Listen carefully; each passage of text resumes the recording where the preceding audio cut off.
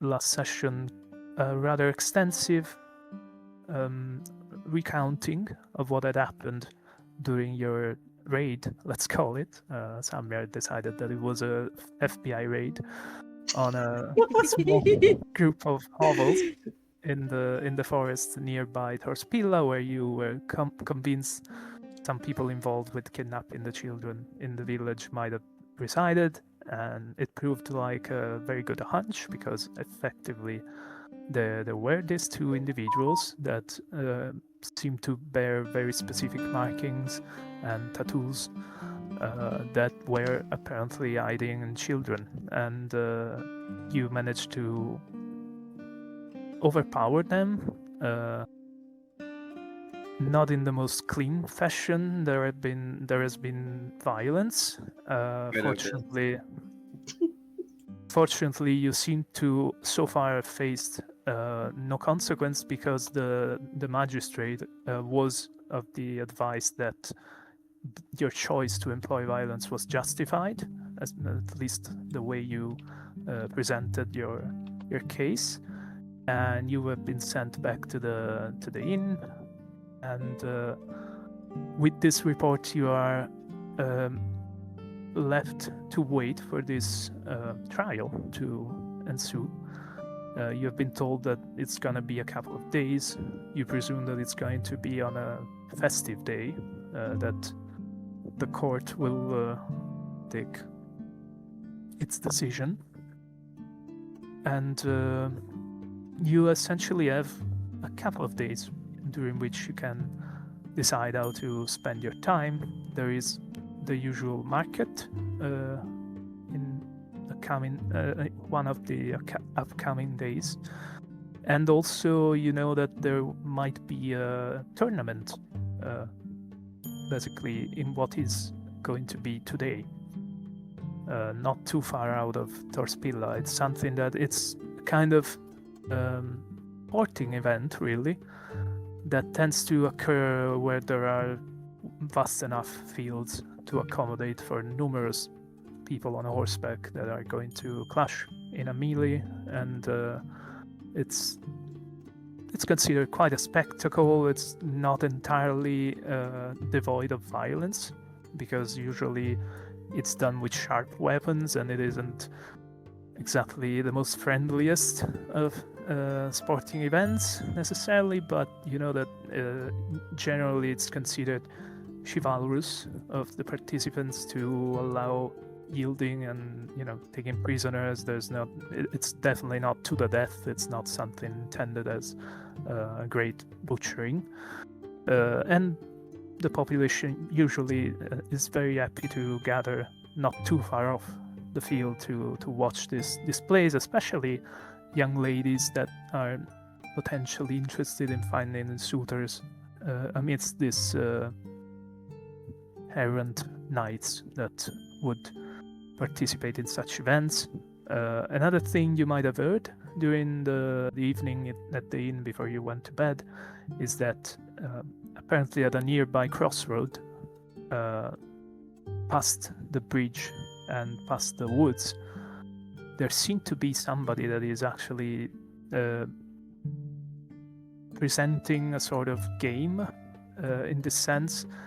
You know that nightly challenges are quite frequent, that these knight errants would settle on a crossroads or a spot where they know that they're gonna encounter travelers, camp there and simulate a bit of a game. And usually it's something like, oh, I've taken this lady prisoner, come and free her, or stuff like that. Or, you know, I'm watching this tower being maybe 1-3 and so roleplay the roleplay, basically. Yes, you know that That it's is something really that funny. amongst the nobility, especially, you know, the upper class, the equestrian class, it's something that is considered a good time sink. It's fun. It's a way to keep sharp in your martial arts, and also it is entertaining, and it serves to as a form of socializing as well for them, basically. So, you know, say you have a you're part of a somewhat noble family. You have a sister that needs to find a husband, and she might offer some kind of token of her gratitude if, say, a knight comes and defeats her brother and frees her, so to speak, quote unquote. And you've heard this rumor. You also notice, basically waking up the morning after the deposition, you notice that Leo is nowhere to be found, and you presume that probably some some level of pressure with this investigation must have troubled her to such an extent as to make a run for it. And as you suspected since the very start, the militia is not really numerous enough to truly keep a tight watch on you, and so sleeping by must have been relatively easy. So this first day, presumably somewhere in the fields in front of Torspila there might be a tournament, and tomorrow there's going to be a market day, and then third day there should be the trial. So if you have any specific plan, any further development, or scene that you'd like to interpret as waiting for this trial, feel free to mention it. Otherwise we'll kind of speed it along. I mean, I was the last one previous session to do something, so you guys may have the talking spoon out of the generosity of my heart. How very kind of you.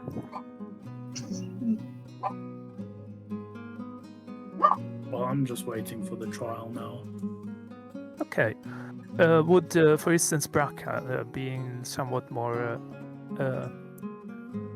outdoorsy, let's say, would he actually go and hunt or do something like gather a little bit, or try to make a buck out of this couple of days, or would you take it more easy and just spend your days at the inn? Because I think after just getting paid for doing nothing, more just sort of relaxing, just taking it easy.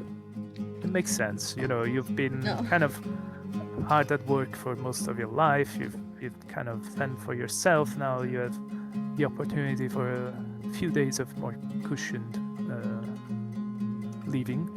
And also you notice that as associated with these two people, specifically, or three, I suppose, Samyar, Ashlia, and Ibassad, that have apparently solved this issue with the children vanishing, you have been receiving a bit more of a welcoming attitude from most of the people in Torspila, and especially from Mary, the inn owner.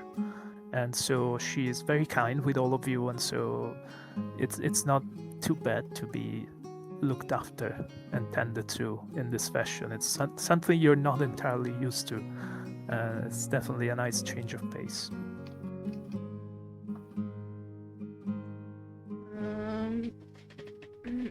Yeah, I think after being in the woods so long, just having a nice roof over the head.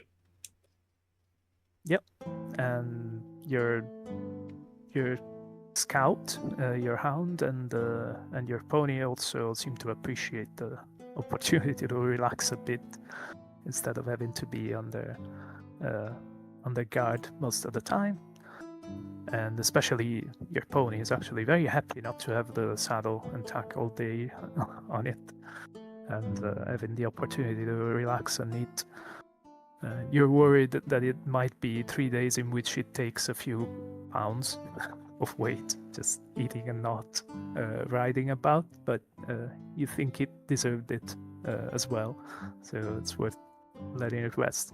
As usual, as mentioned previously, Mary is always also very kind to Scout, your hound, and always presents him with a bit of bones to chew on when any meat is used in the stew. It's something a bit more rare for obvious reasons, since prostrates are considered a bit close family almost. They are not butchered very often unless they're old and die naturally, and then not to be wasteful. People eventually just donate them to the community, and the community butchers them and uses leather and meat and bones for other things. But again, it's not exactly the most common thing. You're careful that she doesn't ever give Scout any chicken bone, because those tend to be very sharp, and you're concerned that it might be troublesome for your hound. Other than that, it's a few peaceful and calm and very simple days, really, with this somewhat looming situation of the trial at the horizon. Ashley, how do you want to spend this couple of days in any specific manner, or? She's just going to mostly, I guess, spend time with Iprasad and see if she can work on try and work on another creativity project, like another carving, or find a sewing kit, because that is one of my competence. You can ask Mary. She would definitely have bone needle and some thread to share with you. Otherwise, you see that most of the households, let's say, tend to have a bit of a garden, and some of these gardens contain primarily vegetables and roots and things that herbs, but oftentimes they also have some threads, or rather fabric producing kind of plants, so linen and some cotton, stuff like that. So they also manage to produce it amongst themselves, so to speak. They don't have to necessarily trade it, unless you are looking obviously for like silk or velvet and more expensive fabrics.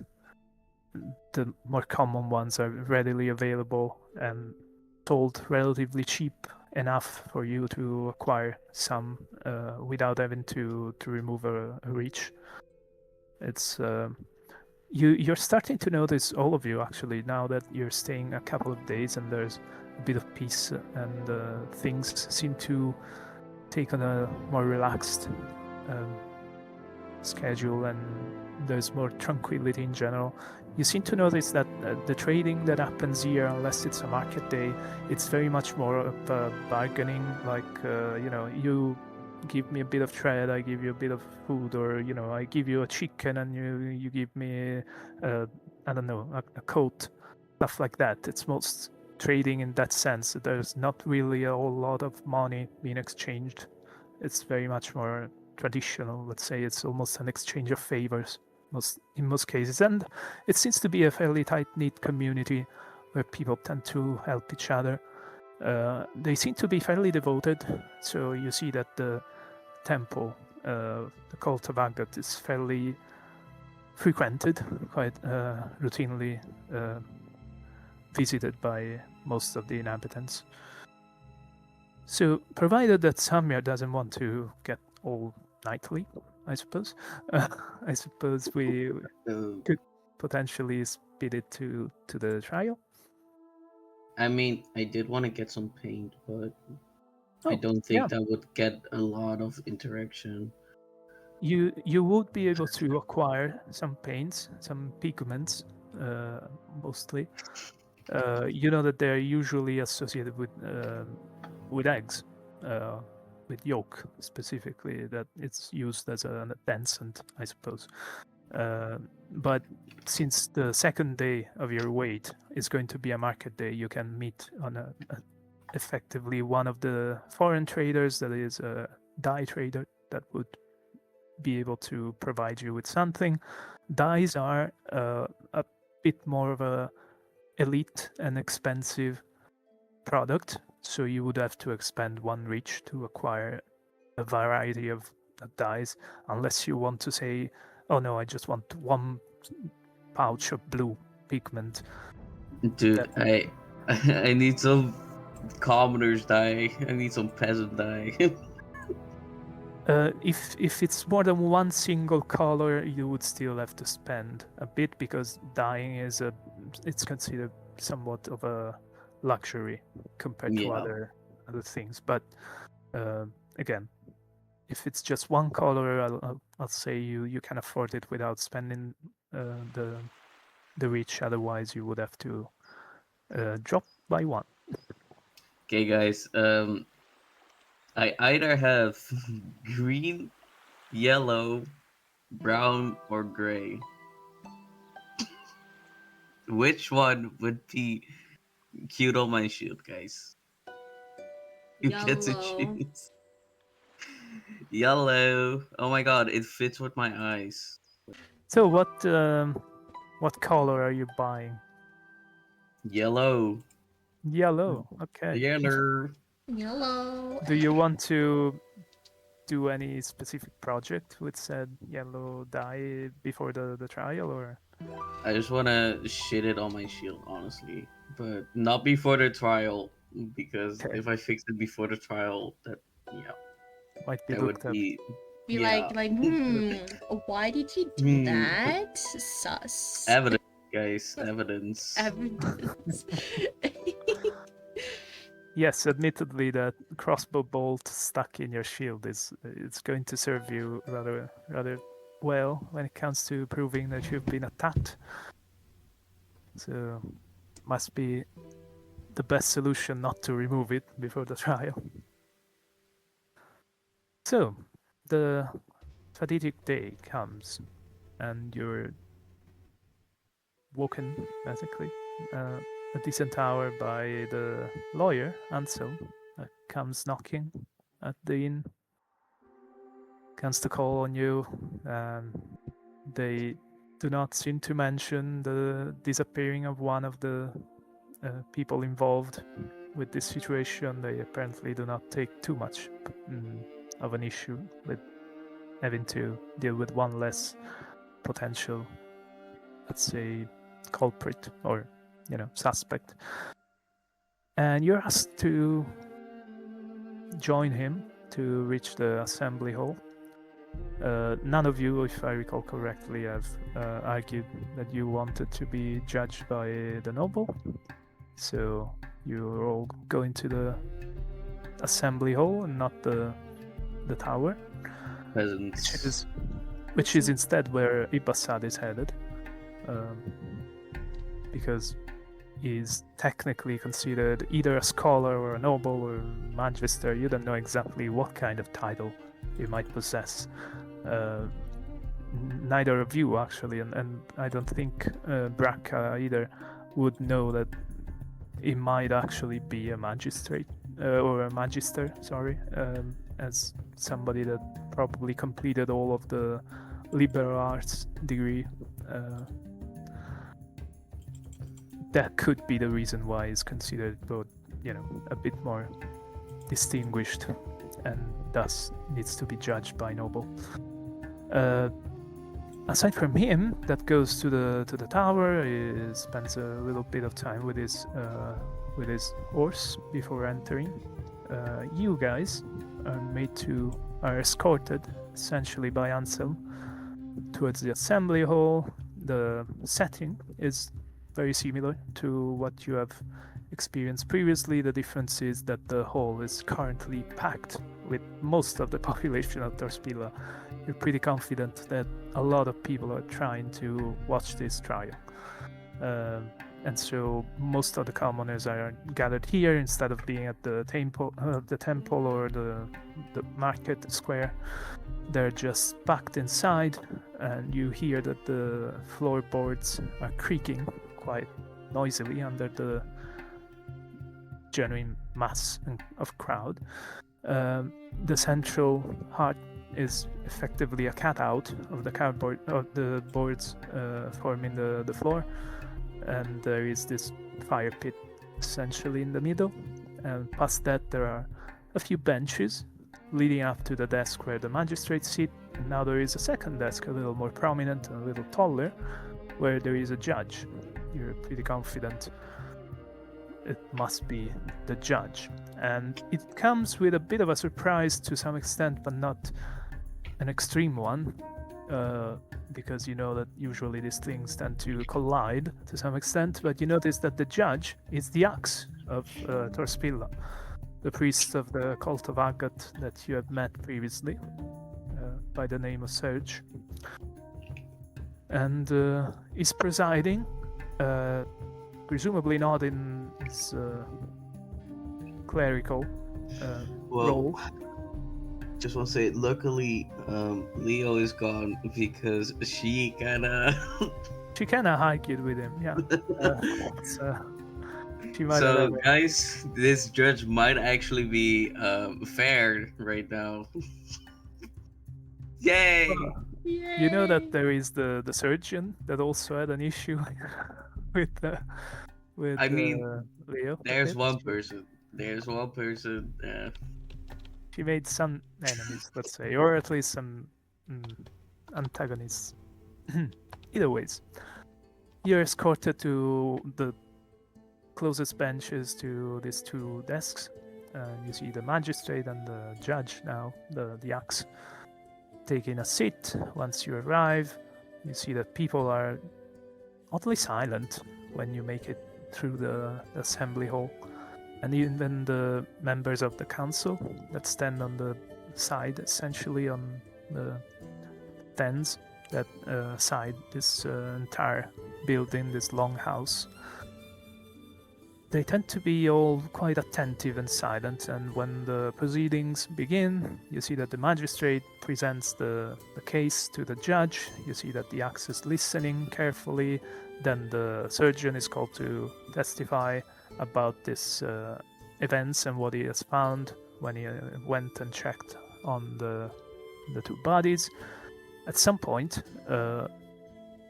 you see that from the back of the hall, Rhea and the surviving child that you managed to save from those two outlaws make an appearance, and again the hall falls silent.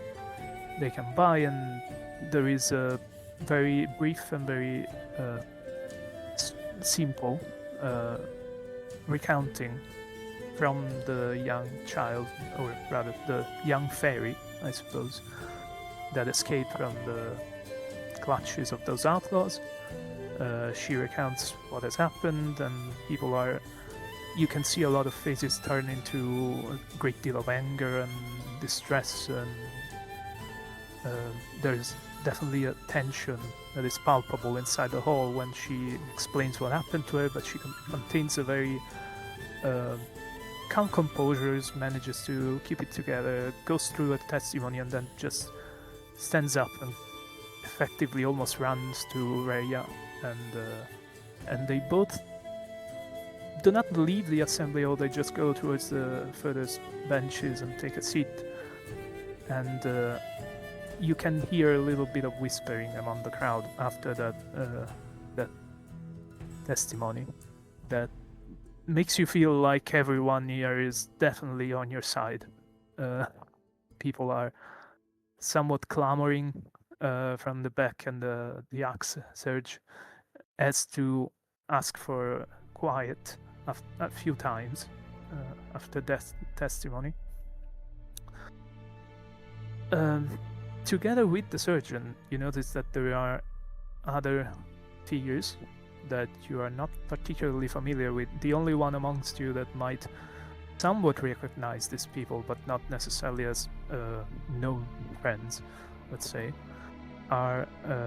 is Braca, who can tell that these are people that might have been in some kind of relationship with the two outlaws that perished. You don't know if they're relatives or friends or, acquaintance of some kind, or business partners maybe.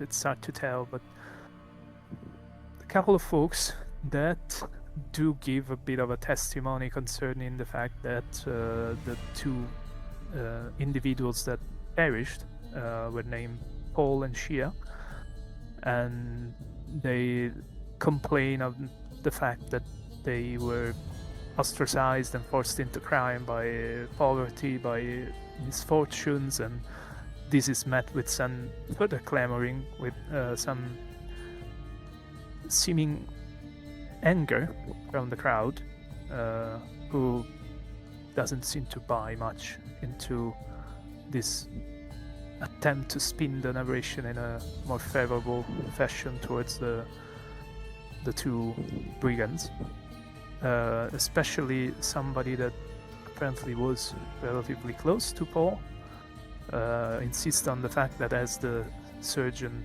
spoke, their relative, their close one, was bound and kneeling when he was killed, so they protest the violence of the militia, in this case you guys, in their choices, and this point specifically definitely generates quite a bit of anger and voicing from the crowd, I suppose.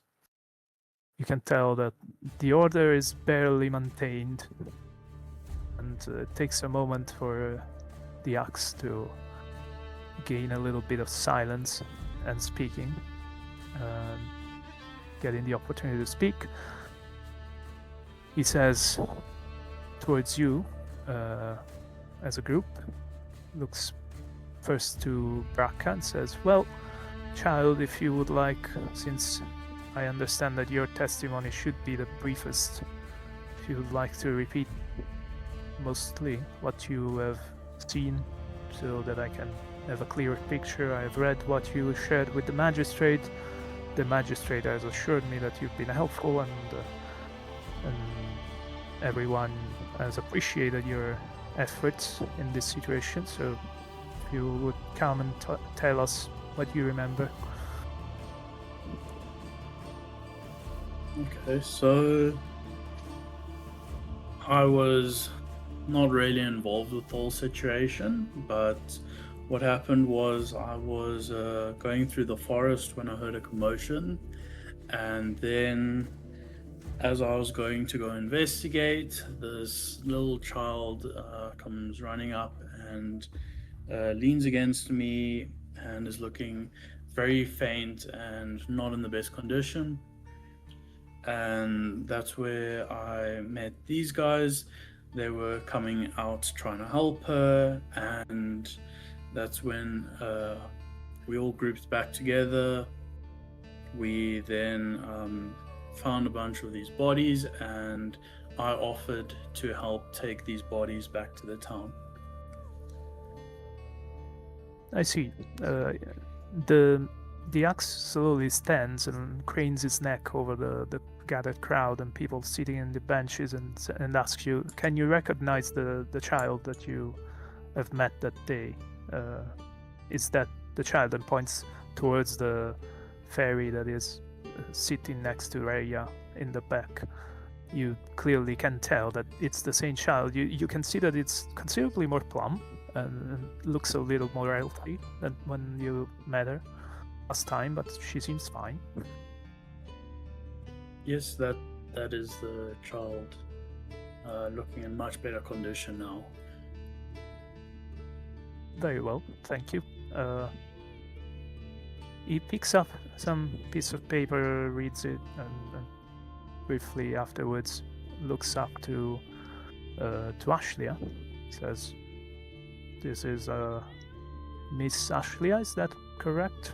Would you like to recount briefly how the day developed to your best recollection?" She's obviously anxious because there's a crowd of people. Yeah, but it's definitely a bit packed with the entire town, but they seem fairly supportive. You feel that people are very much on your side and convinced that that there is this gratitude that you feel from the crowd. Yeah. That might be a little comforting to some extent and put you a little bit more at ease speaking in front of them. She tries to her best ability to recall about how they came across the hovel, how she and Prasad went around and like kind of like did like a did like sneaky did stealthy things, and then saw a figure run out with two children under his arms, and then explained how she assisted Prasad into shooting the figure, not killing, well, shooting the figure with an arrow. So, and then she explains how they tried to save the fairy boy, and he didn't make it, and then afterwards found a Brock in the forest with the small fairy girl, the one next to Rhea. She points, and then she mentions that afterwards they reconvened with the group, and from there she saw the antler body, and she kind of like doesn't want to go into detail in front of the group, like the people, so she just keeps it brief. And then that's when they came back to the town with the children's bodies, and yeah. You see that the access is primarily quiet, only asks a couple clarifying questions regarding which one of the two brigands was the one shot and things like that, very minor. Similarly, you can tell at some point Ashley struggles a bit to maintain her focus because she can see the reactions that her words are eliciting from the crowd, and she can see people that are angry about the red Bremen that was trying to escape with the children. You can see them profoundly moved when you speak about attempting to resuscitate basically the one of the kidnapped fairies.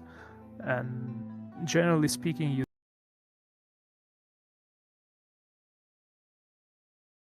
upset at the whole situation, but it's certain that there is a great deal of participation on everyone's faces. When you're done, actually, you see that the crowd lets out a spontaneous applause.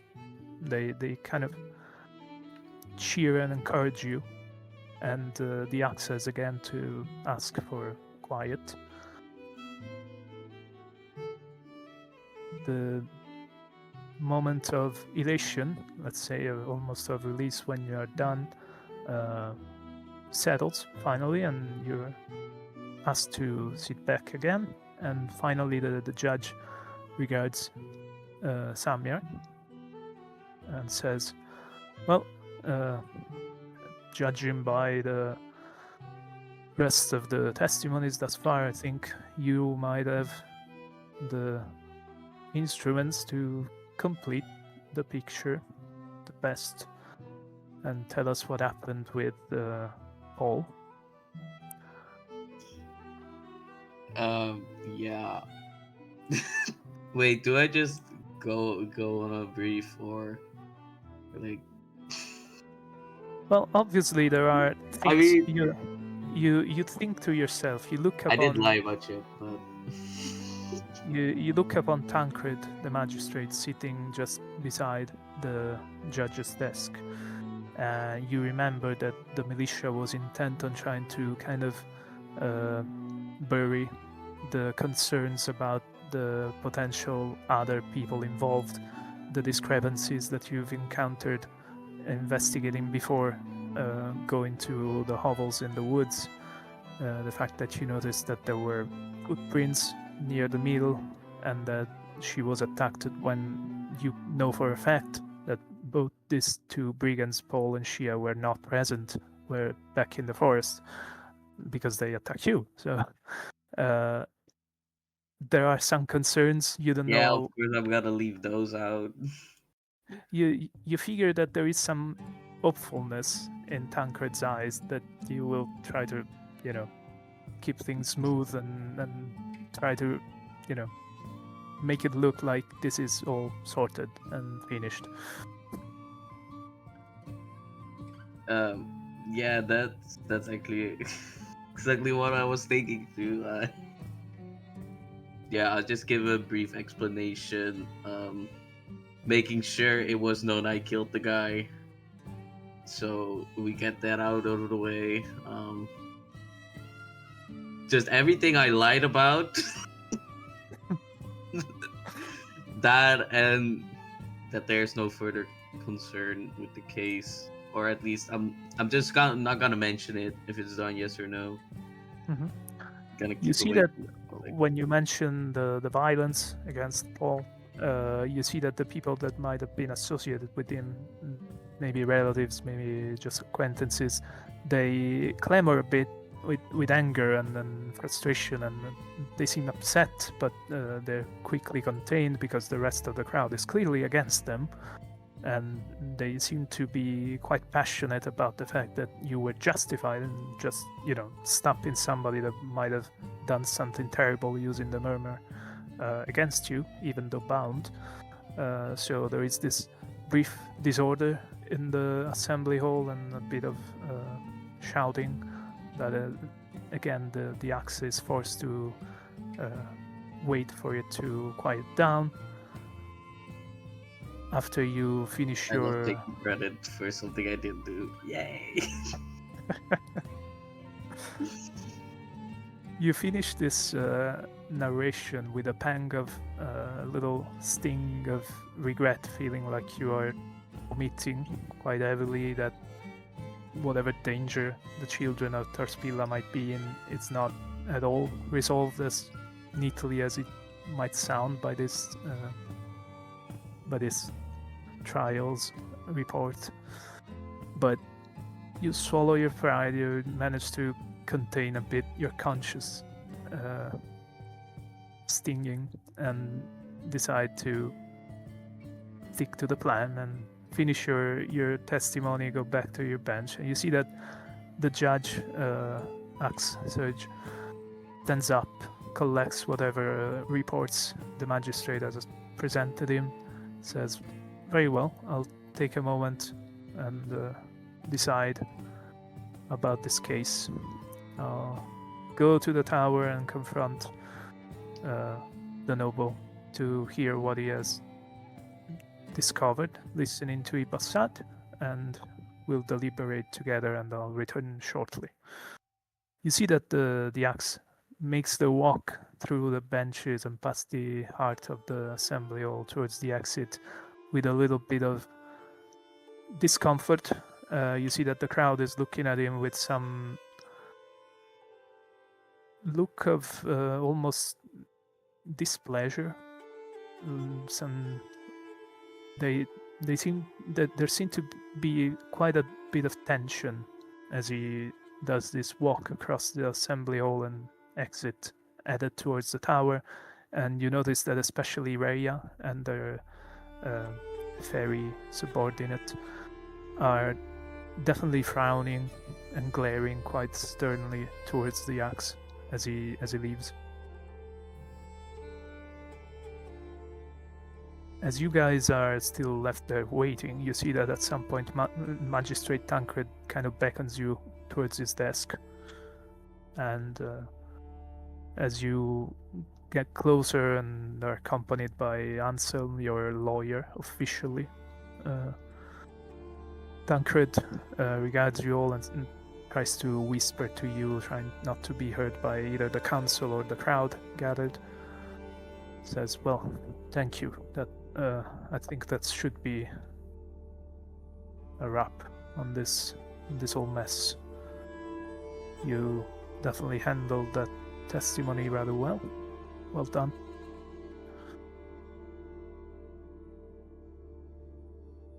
No biggie.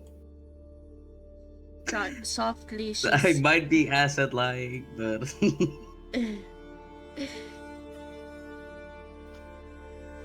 she just says, Well, I guess you're welcome.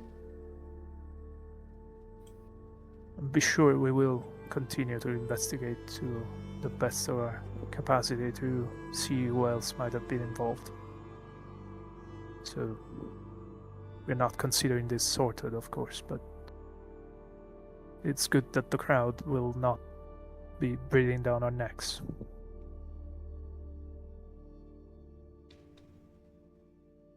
So what is the next step?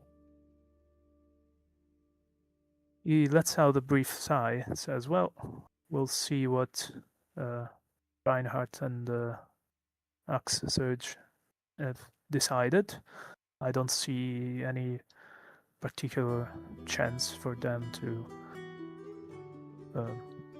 decide against you, so I presume you'll be free, and as I mentioned, you are all very much welcome to continue to serve the militia if you wish to, and it would be very helpful for us given the lack of manpower that we tend to experience. Other than that, I have kept the sketch of the footprint specifically that Samyar has produced, and I'm trying to see as discreetly and as unassumingly as possible if there are individuals here that match that footprint. It shouldn't be very many, it's a quite large foot, so I presume it shouldn't be impossible to figure out who it belongs to. I might have few ideas. We'll have to wait and see. As you guys are talking, you know, a little bit of time passes. The crowd begins to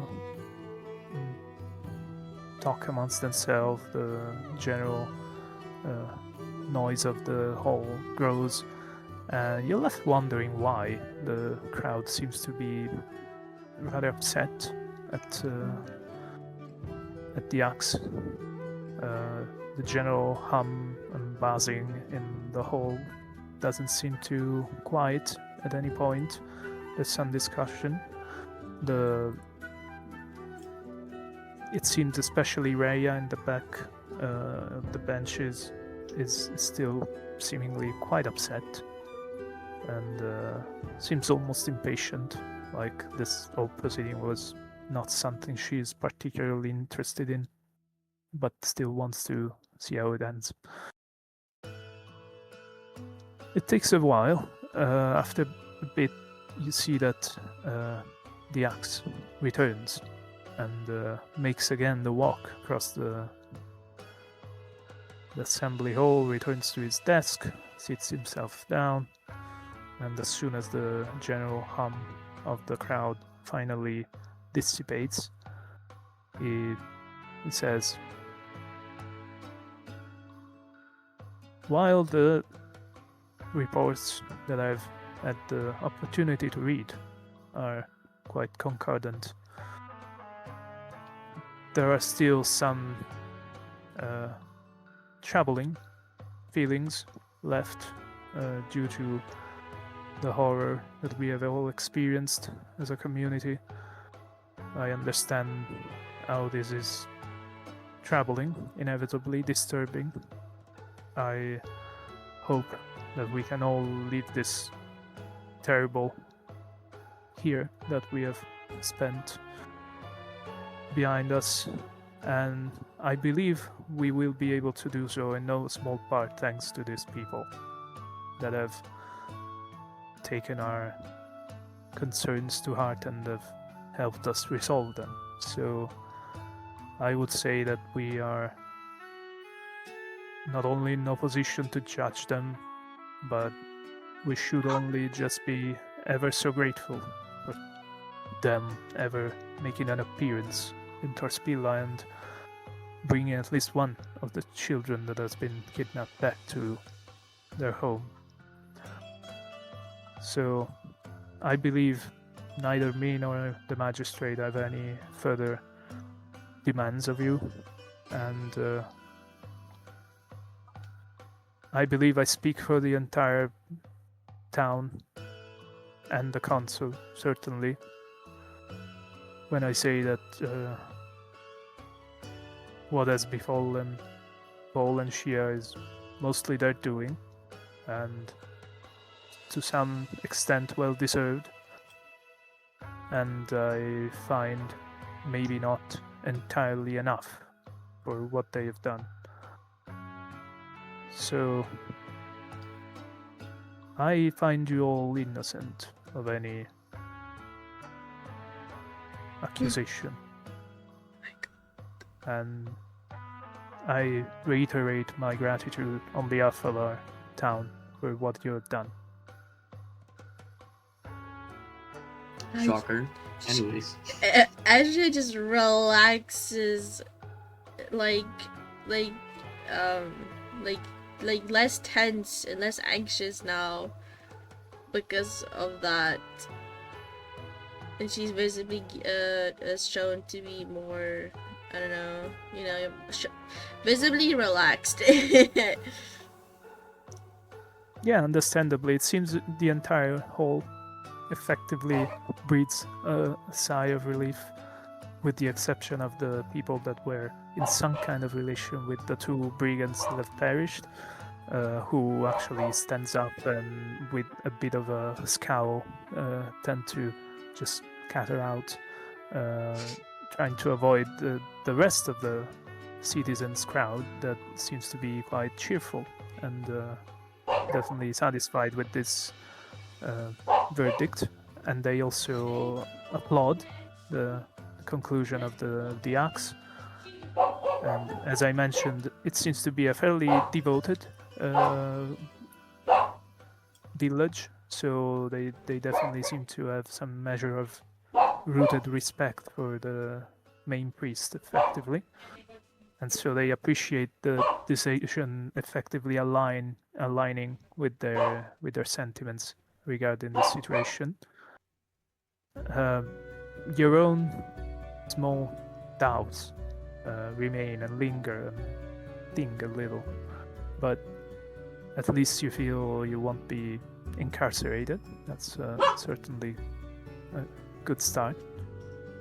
And you're left wondering about a few details, of course, one above others perhaps in this specific moment, why there has been some tension with the judge from the crowd, why he actually went and consulted with the noble when technically these are two separate courts, and why Raya is so apparently hostile.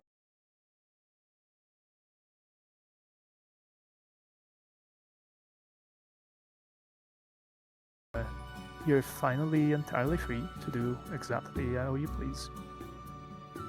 Dopey's free! Exactly. You've received your little sock. Dopey's free! Oh my god, I can't! That's so funny. It takes a little while for the crowd to disperse. The first people to leave are the council members, those that are a little older and probably the head of any association or guild of artisans in the town. They leave quickly, they seem content with how it went. The rest of the crowd remains and lingers and chatters about the whole situation, and most of it is a litany of indifference, of people just spouting very banal phrases like, "Oh, I'm glad it's over. Oh, it's good. Yeah, we sorted that," and it doesn't take too long for it to fizzle out and people just return to their daily routines. When I got up to Raya and asked her why she was the way she is during the trial. You approach the bench where she's still sitting with one arm wrapped around the fairy that survived this terrible ordeal, and she notices you and nods once you approach, and her features distend a little bit when she sees you. So I noticed during the trial you don't seem to be all that happy with what's going on. I'm just curious as to why that seems. You see that she's wearing a bit more of a castigated, I suppose, tunic compared to what you have seen her in when she was working at the Coven. She is wearing her wig though, and so she has this very long and flowing blonde hair. She nods faintly and says, "Well, I can't help but feel like there are other issues that have not been resolved whatsoever by this farce of a trial. Especially, I don't see why somebody that is supposedly the judge of commoners would have to go and consult with the noble over a matter that doesn't concern him whatsoever. And also, I think there should have been some reparation that hasn't been given.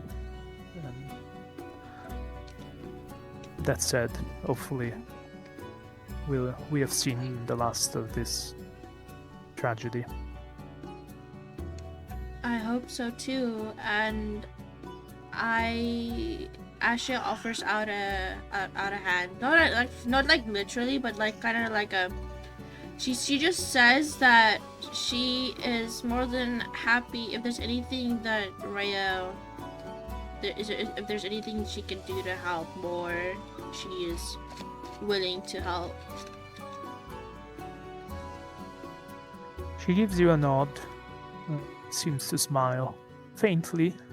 She's still evidently rather tense, but she seems appreciative and says, while holding the fairy beside her, she kind of idly strokes the young fairy's hair. Says, "Well, it's kind of you. We always have use of any sort of elf. I mean, obviously the people of this town come and visit, and they sometimes can be a little troublesome, but generally we manage to keep it under control.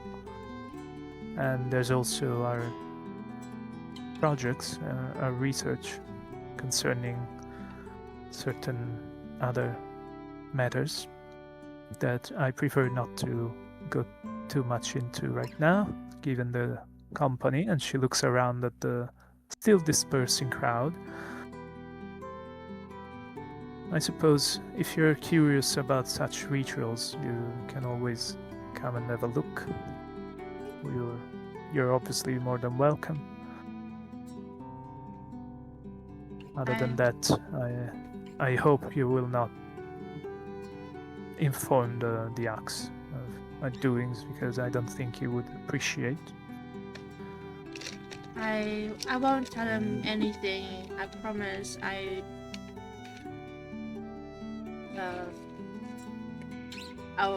Yeah.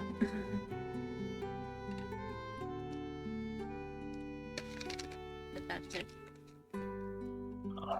He just promised. Yeah.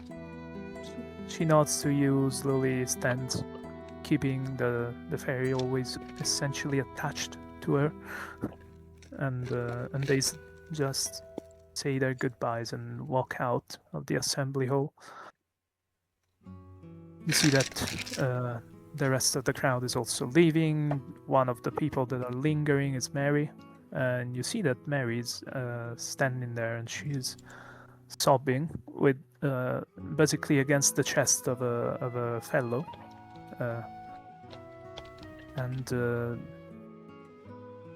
you presume that she's finally releasing this grief that was held for quite a while.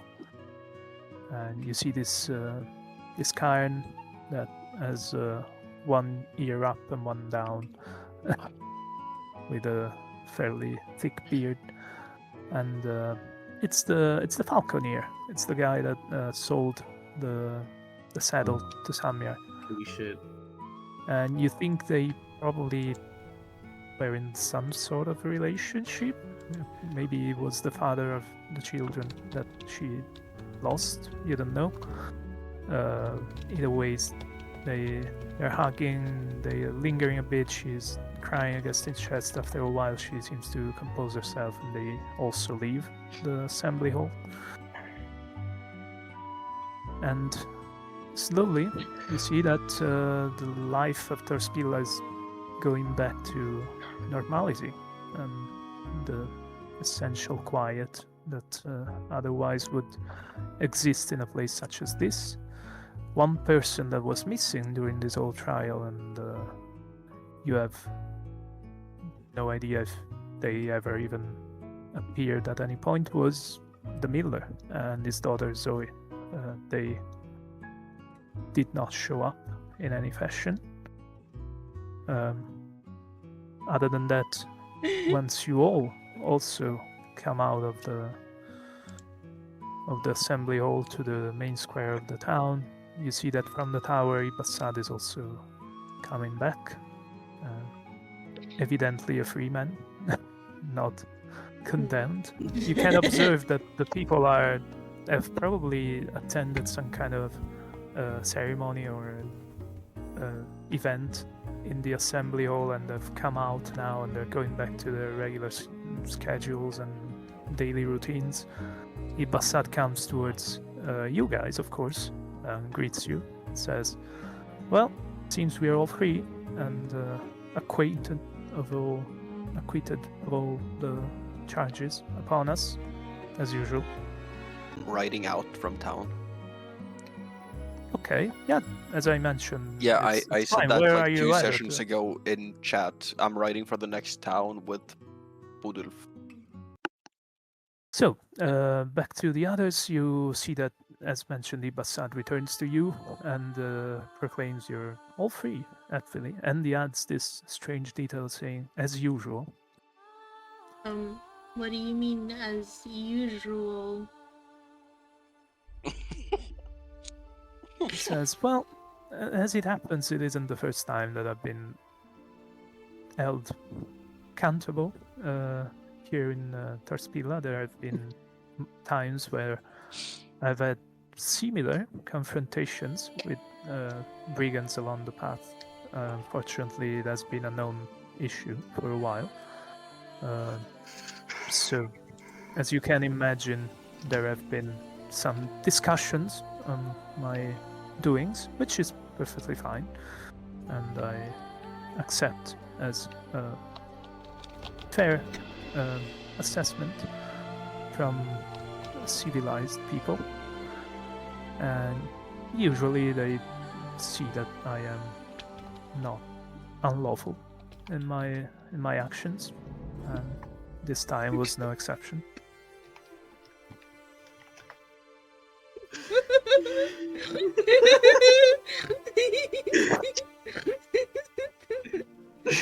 These dudes be fawning over this Ibassad. Yes. I think Samyar I- has something to say. I suspect he is going to say something. I mean, with a temper like yours, surely.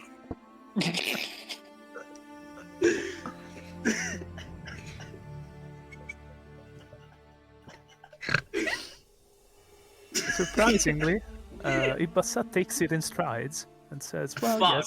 yes, sometimes I can become upset at things that I hold dear and consider important to me. Matters of life and death can alter my mood quite significantly. Today was not one of those days.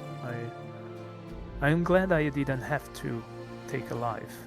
Quite frankly, I would have been distinctly bothered by the notion.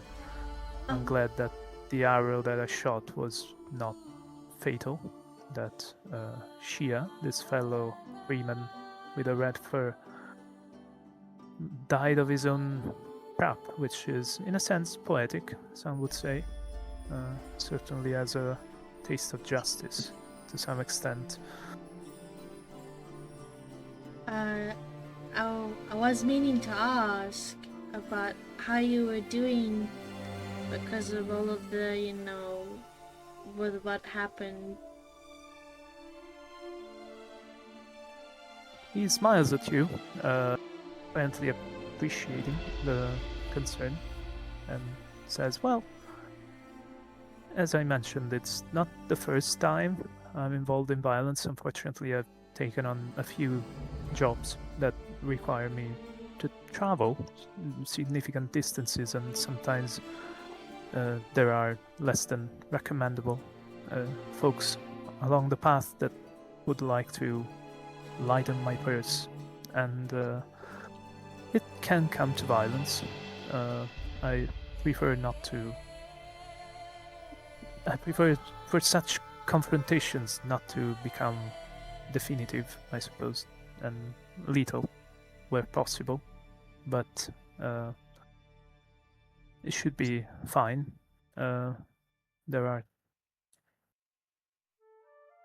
incidents from time to time, especially with hers and other fiends, but those are generally not too troubling.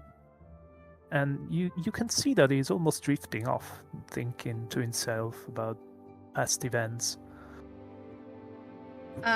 Oh, I spoke to Rhea for a brief moment.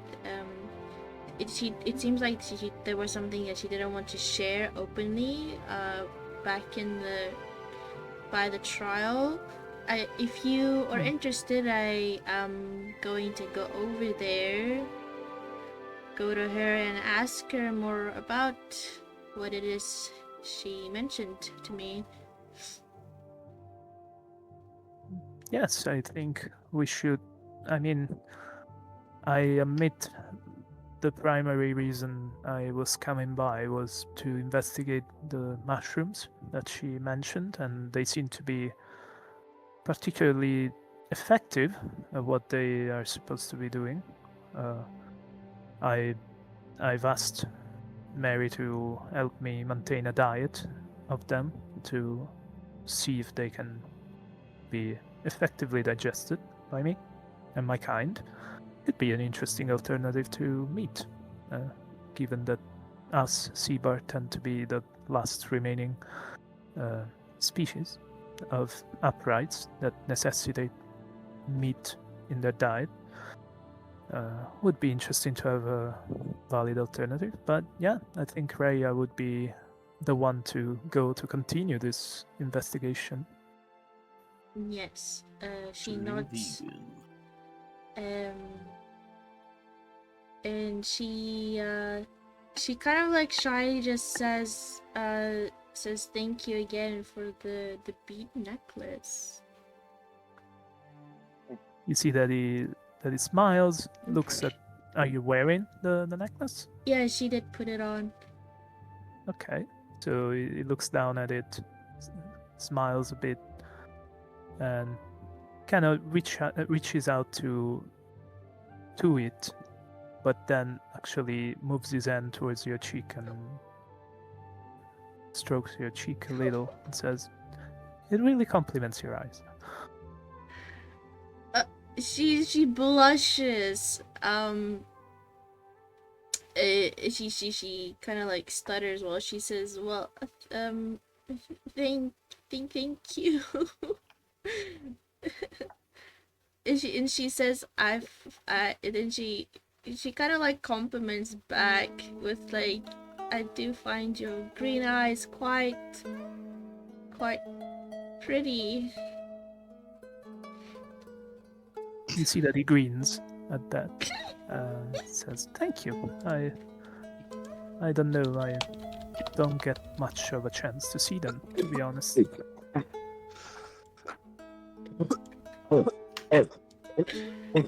Ben just fucking dies on the background. Yeah, and she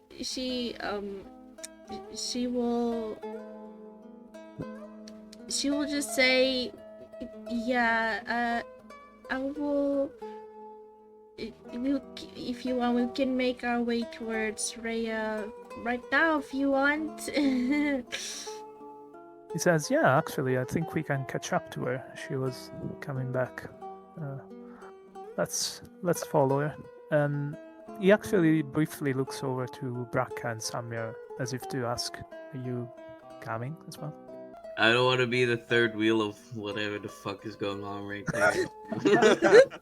Yes, Ashley and Ibassad are leaving towards the bridge nearby, and then towards the woods to follow Rhea and the young fairy that survived. Anyway, so they are going towards the woods. Samyar turns to Braca and says, "Would you like to get a drink?" Well, I'm sure I can grab a drink with you. Let's fucking go. Before Wait, you I needed to ask that dude because I also said I owe him.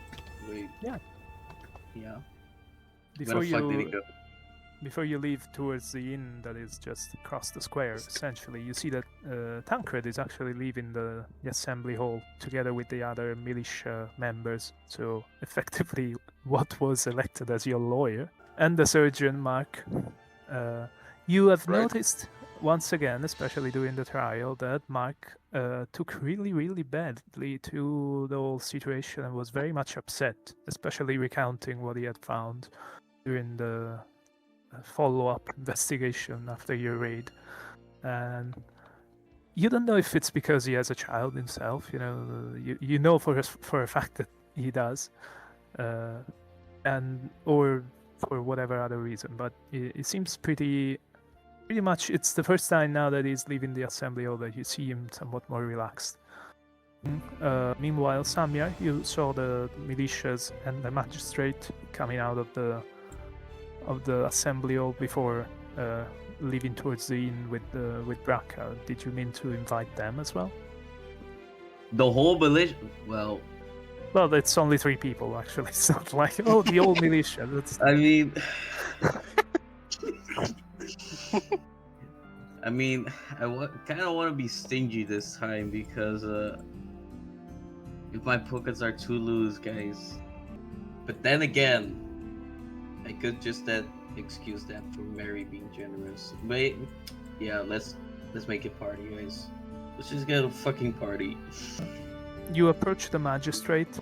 You see that he has spent a few moments outside the assembly hall talking to Anselm and Mark, and then he has sent them away. They're going back to their duties. You come by and he nods to you, thanks you again, says, "Well, at least we won't have the whole town looking over our shoulders and trying to see if we are catching some possible suspect."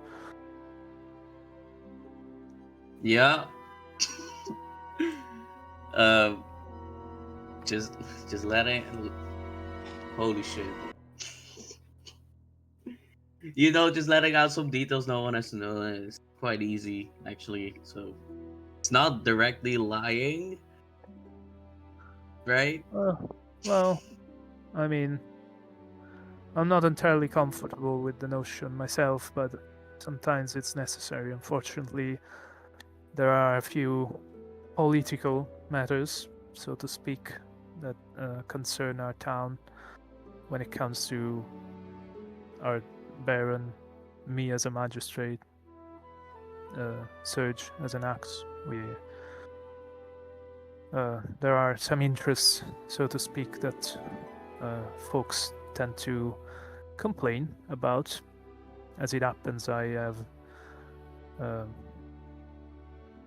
am the farmer, I suppose you would call him, in some of the lands that are the property of Serge as an axe. And he's also quite tightly dependent on the work of squires and pages from Reynard. So people do not take too well to these few relations amongst us, and so they look with some suspicion when Surge is involved with judging the law court, but what can you do? Such traditions are rather deeply seated, and it's hard to find different solutions on a dime, I suppose. So the Lavu man has become a philosopher. What? So it's basically letting you know that he has some ties to the axe, and the axe has some dependencies with the nobles, so that might explains why the crowd, when he left to consult with the nobles, kind of buzzed a bit. There was a bit of a displeasure. Well, anyways, the reason I came up, I did promise something, didn't I? Oh yes, you did mention we were going to have a drink to celebrate. Well, since you're no longer under scrutiny by the court, I suppose we can have that little celebration. I mean, y'all are invited. I also invited my buddy over here, which I know for like one day. So You see that the magistrate actually regards Braca with some kindness, which is new to him, because the magistrate usually looked at him more like a poacher and didn't entirely trust him. Now, suddenly, he seems rather well disposed instead. Says, oh yes, he has done the right thing, and I'm very glad that he did, and decided to assist you with this matter. It's proof enough that in the end we are all good folks here. so how about it? My treat. Not too much, by the way. I don't want to target on my back, please. You see that Tancred, the magistrate, makes way towards the inn and says, oh, I'll drink you under the table. Just watch. What? You get to Anyways. the inn, and you're immediately welcomed by Mary, who seems to have composed herself after crying in the assembly hall. And she's very welcoming, as usual, to you guys. And to the magistrate, even though she's a little more tense with him compared to you. With Braca, she always looks after Scout as well, and with Samyar, she's quickly to offer whatever he might like, because she sees him as the one that brought back one of her children's bodies, so obviously quite appreciative. With the magistrate, you perceive some level of hesitation, but you also have seen them argue about this matter previously, so you know that she wasn't entirely happy with his doing so far, but apparently that's Not a surprise. Not a surprise. Basically. So you sit down and start having a drink. You immediately see that the magistrate is very much more at ease once he's seated in the inn and drinking. It's almost as if he could doff the title and just be himself. Oh my god, do I start trauma dumping? Would that be funny, guys? Damn! Yes, but only if you dump your own trauma. Finally, guys, I have a good reason to drink. I have happy reason to drink. That's crazy. Damn! You get partially exposed to some of his own dumping to some extent, because he's not very shy about admitting that the town has been giving him trouble because of this matter, and finally it is resolved to some extent, and we have narrowed the scope of this investigation significantly, because now we are just looking for somebody with very large feet. Shouldn't be too difficult to narrow it down and find somebody that matches that footprint, and he's happy to see that one of the people that he considered somewhat troublesome in town is taking a side of the law, essentially, and referring to Braca. And he complains about his relation with the axe and the fact that effectively the axe surge is lording over him, because the fields that he has to tend belong to the axe, effectively, and so he's just renting them. Complains about the prices of rents. The So real. So real. yeah. Just smile and nod, guys. Just smile and nod. You feel it's entirely mundane kind of series of conversations, I suppose. String of little complaints and very earthly things. Well, at that point, I'm silenced. Were you silent or were you silenced? I was silenced. Barca, do you have anything to say? I'm Please. just enjoying these free drinks. It is a little surreal for you, Braca, because this guy has been kind of on your case for a bit, and then trying to pressure you into like being a little more of an upstanding citizen, and now suddenly is telling you about all of his issues, and you're thinking, okay, how am I even here? Why am I listening to this? You relax a bit and manage to get through this drinking evening, or well, rather noon, really. And unless you want to interact specifically, just accept the drink, takes it as a celebration, complains a bit, gets mildly tipsy, and then is off. Yep. That was it, guys. That was the whole. Again, unless you want to, try to. I mean, I did want to say, just as a joke, actually. Oh my god, I already said it. I said, "Oh my god, you're so human." What?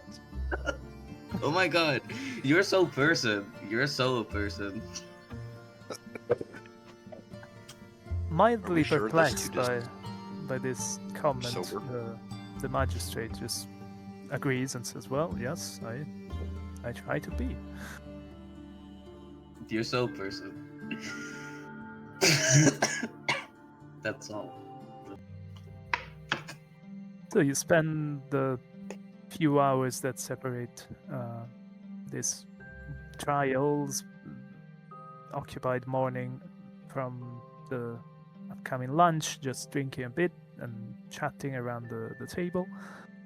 Meanwhile, Ashlia and Ibassad relatively quickly managed to catch up to Rhea and her subordinate, let's say, her fairy worker. And they're headed back to the coven, and you four effectively share the path.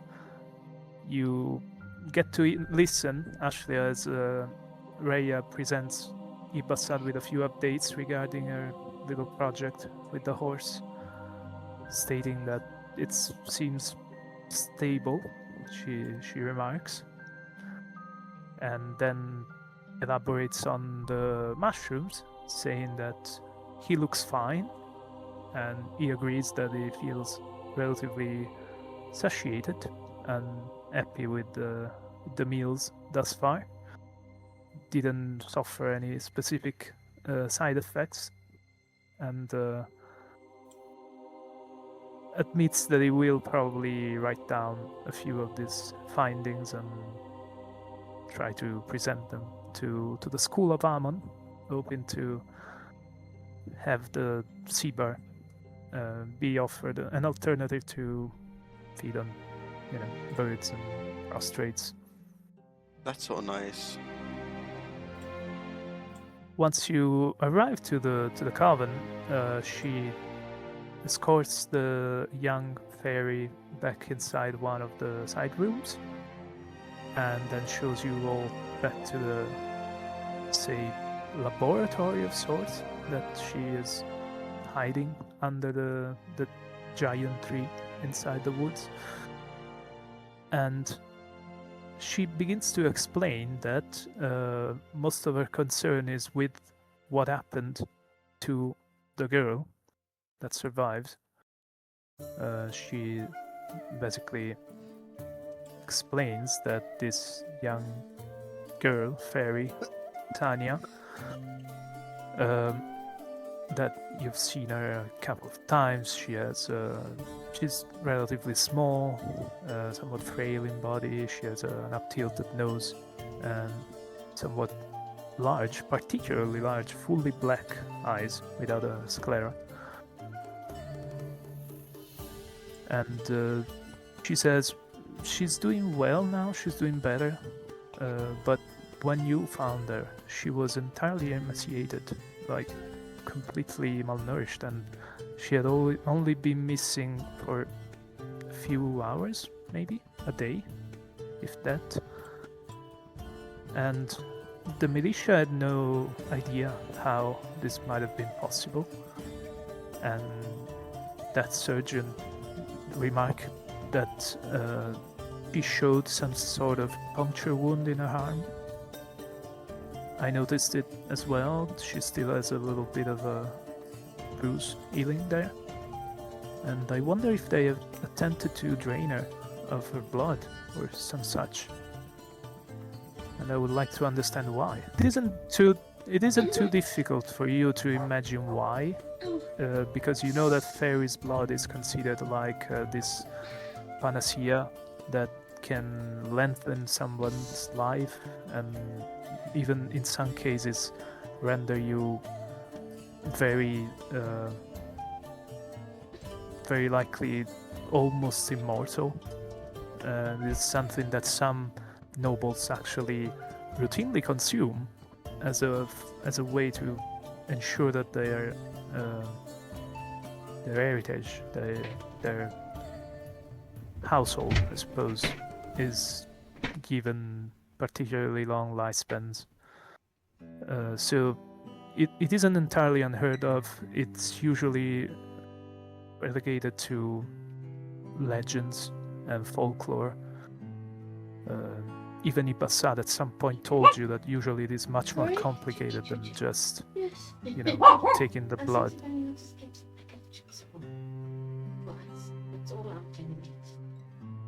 You don't know exactly to what extent. So anyway, as I was mentioning, you are discussing with Rhea and Ibassad, and she mentions that there is a chance by what was shown on the young girl that was rescued, that they might have tried to steal her blood. And What is this Diddy Blood doing on the calculator? when she says, I wouldn't know why, you immediately think, oh, I would.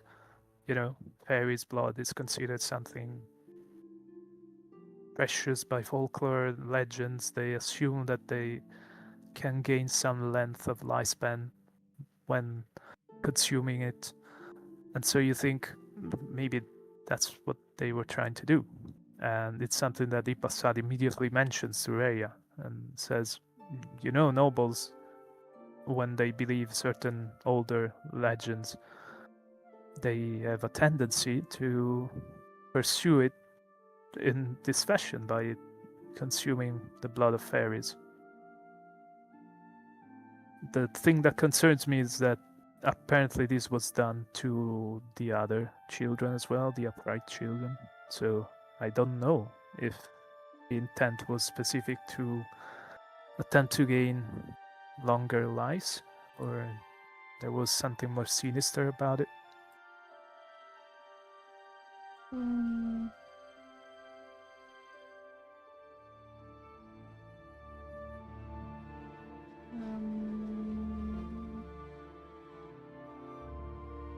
Sorry, I'm trying to think of what to say. We've noticed. Just dress them up. No. It was that I would steal your life too. Just say that. You can also just say that. No, I don't want to fucking... Nah, not now. Little inappropriate. Yes, it's a bit risky, but We're kind of in a serious conversation. I can't just do that. You do anything you want to do. No, man. Like fucking insane. You're your own person. Nuh-uh. Well, maybe you shouldn't No? say that when you stuff shit in your dick the whole time. No, I stuff it in my ass. Ashley will just okay. Ashley will probably just nod in agreement to what Ibrahim says, and she does know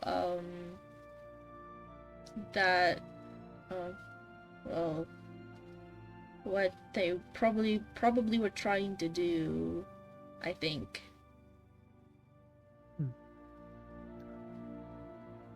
After a few moments, you see that Rhea relaxed, leans back. She seems to feel relatively at ease with Ibasada, somebody she shares a few researches with.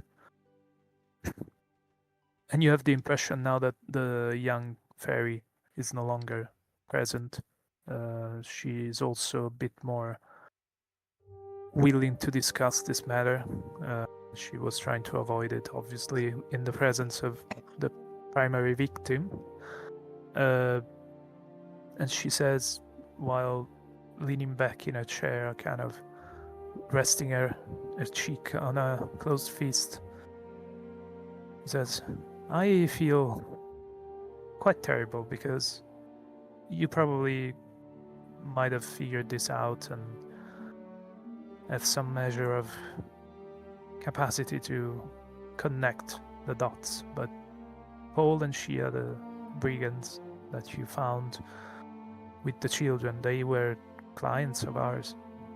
They came by. I knew where they lived in the forest. I never could have imagined they would do such a thing, and I don't see why, after quite a while, a long time, just being visitors here, customers, they would attack two of ours.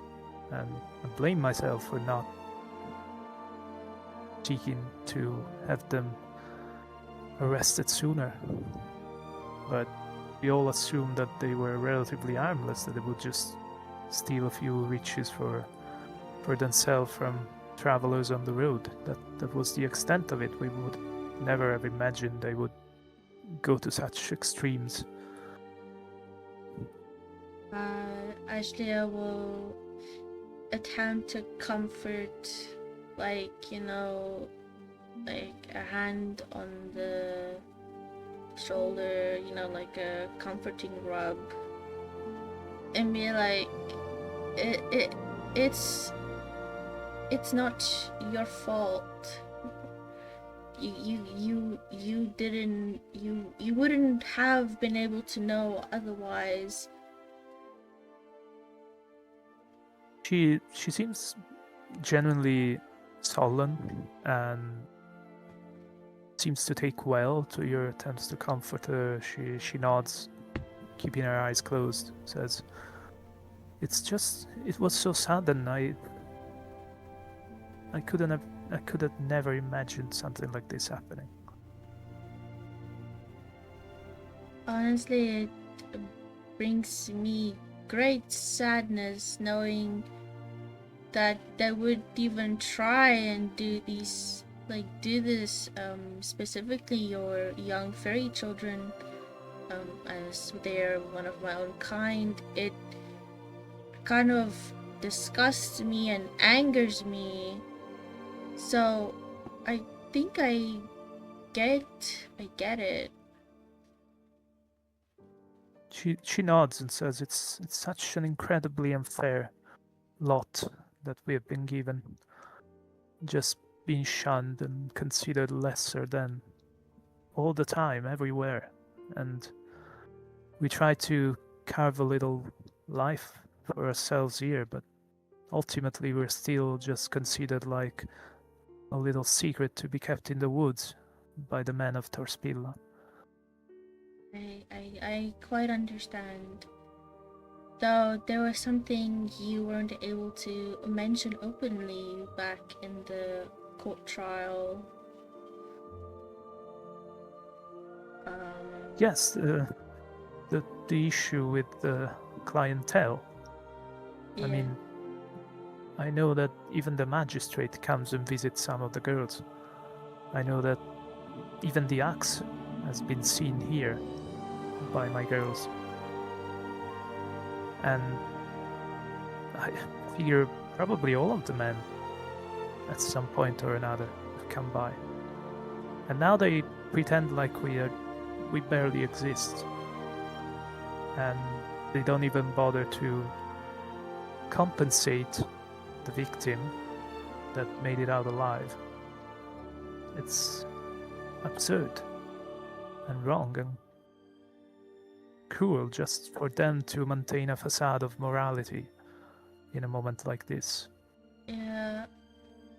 I mean, I feel so terrible that again I wasn't able to save. We weren't able to save the young boy. And and I think as she just kind of blurts this out, she's like, I just wish that if we arrived here sooner, we could have maybe saved all of them.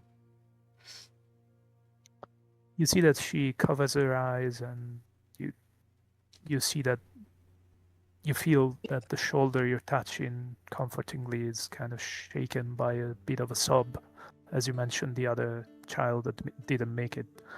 Oh. She says, through a bit of a voice cracked by tears, she says, I can't believe he's gone. We are all like family here. I'm not a fairy, you can tell, of course, but these girls, these boys, these women and men that work here are like children to me. And to think I've lost one of them, it's unbearable. I would feel the same. I have been in quite a deep low because I feel I failed you. Oh no, if anything, if it wasn't for you, we would have never seen Sanya again. It's... I'm glad Sanya's doing better. Hope she's gonna do alright. I heard that one of the girls in town was attacked as well. Is she... Do you know if she's, well, recovered? Well, I'm not sure about the girl back in town. Samyar, my other companion, he was the one that, and someone else that talked to the girl, and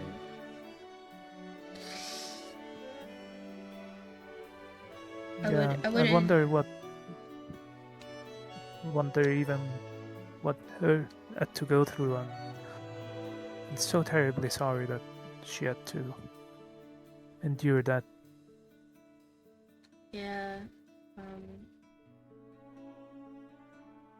She moves away and a little bit and she does this self-comforting hug again to herself. You see that Ibbasad, when you do that, has a tendency to try and comfort you, and even in this case, he also kind of reaches out and pats your shoulder a bit.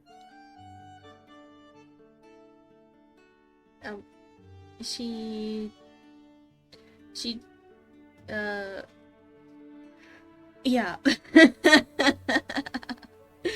Oh my god, it seems like she doesn't fucking care about anyone but herself. Well, makes sense. Oh my god. It's certainly a pretty heavy moment, but you know, ultimately you see that Rhea kind of dries her tears a bit and looks after you and says, well, at least that's behind us. I don't know exactly what they were trying to accomplish, but I'm certainly glad you two could stop And I know it is terrible to say, but I am glad they died. She's not sure what to. I mean, I get it, but like, it's quite blunt. Actually, nods and she's like I understand how you feel.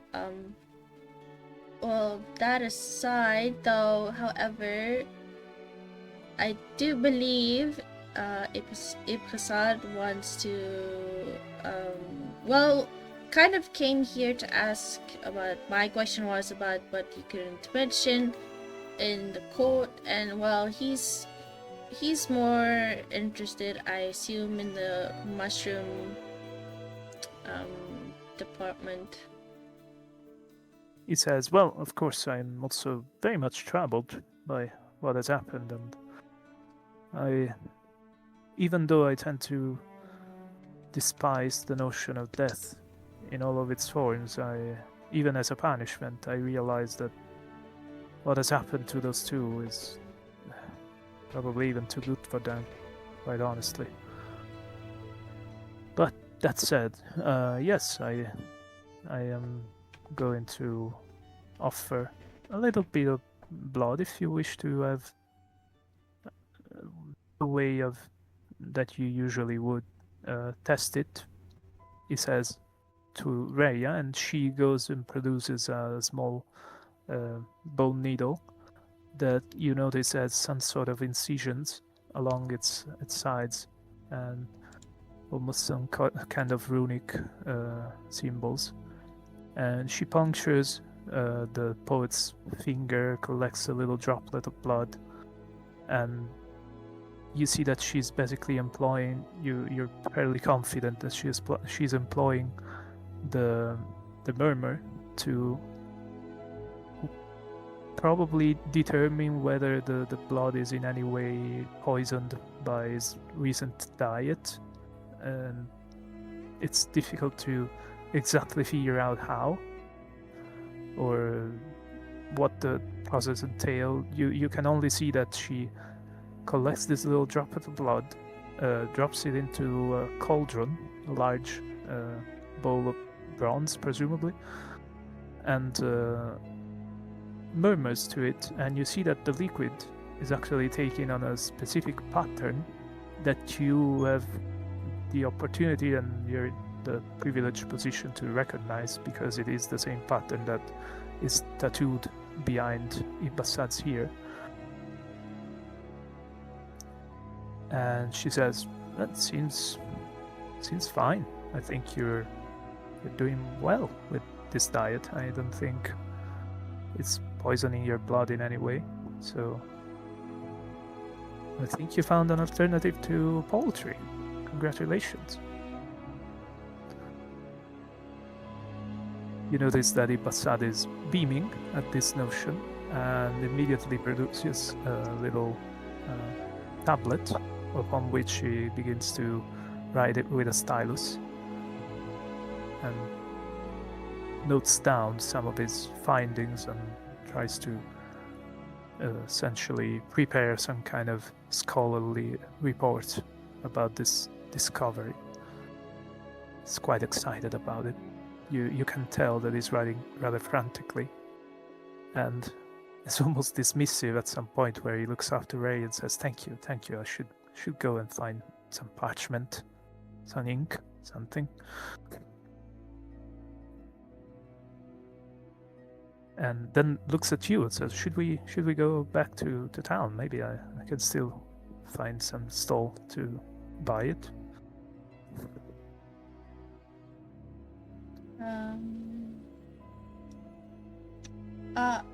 Can actually ask Rhea to if she could examine Sanya.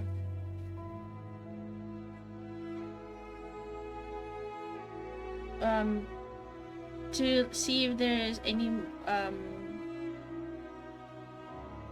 more like see if there's any more healing that could be done. Question mark. She says, well, of course, we've tended to any bruising and cutting and such. She should be healing at least on that front. I would hope. If you feel like you can help her be a little more at ease, I suppose there's no harm in trying. Yeah, I do want to see if I could try and just help out just a little bit more. Put myself at ease, really. It sounds a bit selfish, I know. So you are escorted through what are the rooms that are said to be the butts, let's say, of this small underground complex. You see that there are several candles that are used to keep the place lit. You see that the roof of this ambient is effectively the roots of the gigantic tree under which they built this place, and there are these large wooden tabs separated by simple canopies, effectively, where you presume even at this time there are probably some coming and going of clients, and there's some movement behind these veils of sort, and eventually you make it to what are sort of dormitories where the workers of this coven sleep, and you are shown where this Sanya is found. She's just resting on her bed, and she seems to be intent on singing when you arrive, quietly to herself, mostly not, nothing particularly loud, but she stops when she sees you and Rhea nods to you and says, well, try not to get into any trouble, you two. And she leaves you two alone. And you're surprised to see that this fairy, that both because of the lack of wings and because of the less prominent patterns on her, you presume she might be relatively young. You can tell immediately that she has a very pretty set of features, very small, delicate, very large eyes, and quite captivating when you look upon her gaze. It's almost hypnotic to some extent. The fact that she has these very large, fully black eyes without a sclera, it feels almost like staring into the eyes of a puppy, really. That's adorable. She looks up at you and actually gives you a little smile, and it is very warm to see somebody that has gone through the hell that she has endured being able to smile at all. Ashley will smile and kind of like go towards her and kneel down and ask her, "Hey there, Sonia. Hi, are you doing okay?" She says, well, a little sore in places, but I had Rhea look at the wounds. It seems like everything's healing. I should be fine. And I was so hungry when I came out of that place. I'm not used to being hungry. It's, we're fairies. We don't usually even need to eat. I don't know why. For the first time, I felt like my stomach was churning. That is quite an odd thing indeed. We fairies don't often experience that, but glad you're doing okay. I came here to see if I could help out on any other wounds you might have, if you will allow me. She says, well, I've had a few cuts and bruises here and there. They should be eating fine. They've been tended to, and they actually use the mushrooms on me. Seems to be quite effective. I have not experienced any fever, any difficulties connected to the wounds. And as she speaks, you have this almost surreal feeling, because you think back of what she has suffered, and she seems relatively detached almost. And strangely serene, you would say, to some extent. Let me Google what those words mean real quick. I don't know what that Well, means. detached as in, No, I know- distant No, from the serene. situation. I don't know Okay? what serene means. Calm, at peace, at ease, Oh. person that is. Oh, okay.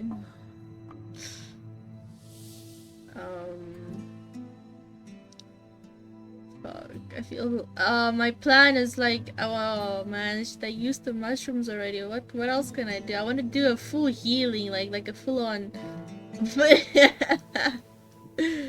You think that physically she has been tended to, and again, by what you've heard during the trial, by some of the more unpleasant notions that have been brought, you think that what has been done probably is sufficient in healing her.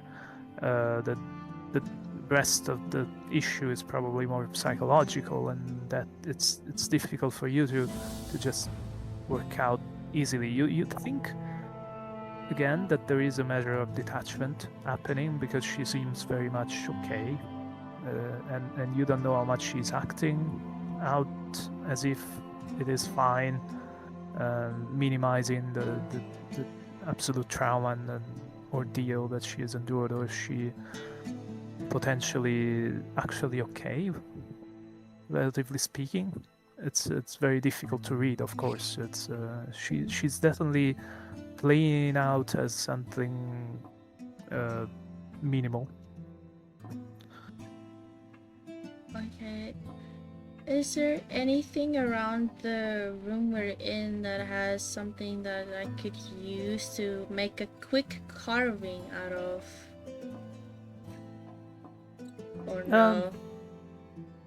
Well, this sort of dormitory where you're meeting Sanya as a fire pit sort, and there are chopped pieces of wood, firewood, that you could just take a little bit of.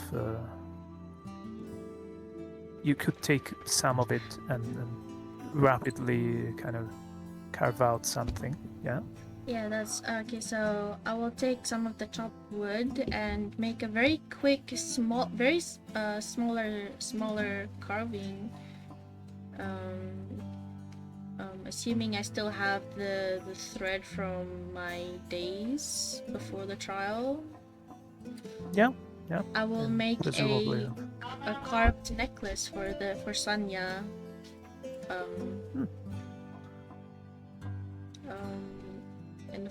She observes you moving towards the fire pit, taking this little piece of wood and starting to work on it with a little knife, and you see that she has taken one of the corner beds in this group of dormitories, essentially, and she rests her head against the wall, keeps her eyes closed as you work, almost using your little snippets with the knife as a rhythm, and begins to kind of sing again.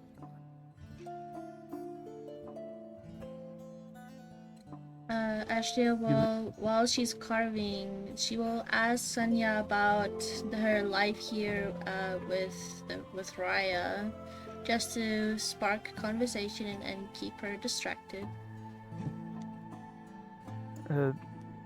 She stops her song, and you caught maybe one verse, and it was speaking about this sort of notion of young flirty love. Oh my god. And One Direction. One Whoa. Direction. No. Oh. she opens her eyes and looks at you and says, well, it's a life, I suppose. Some folks are a little more difficult to keep in check, others are more compliant. There are a few nice clients. It's very well, pays very well. I'll say that much. I see. I was just wondering. That's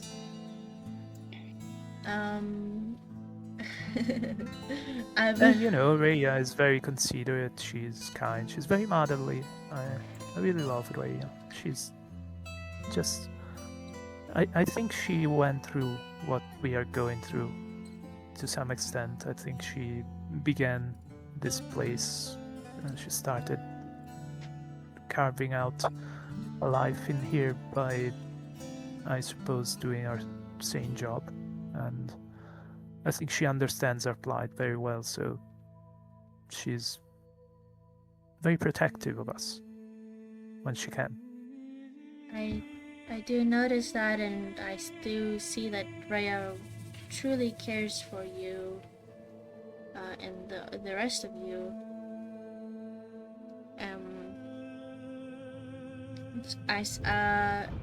At this point, Ashlia has finished a carving of a small bird, like a little small, a carving of a small bird, and then she kind of like digs out a hole